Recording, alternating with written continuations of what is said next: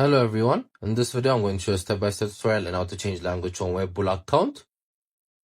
So first we're going to go to the Webull app. Then once you guys are here, going to click on the profile section on the lower right corner.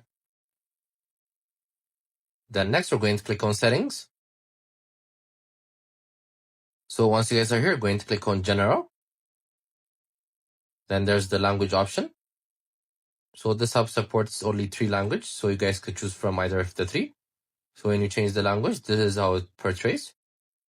So you guys can go back and forth and change the languages from the above listed. So this is how you do it. It's a very simple step. As I told you, guys can find this app in the App Store, Play Store, such a helpful trading and cryptocurrency app. So make sure you download it. Make sure you also check our other videos as we've been posting daily.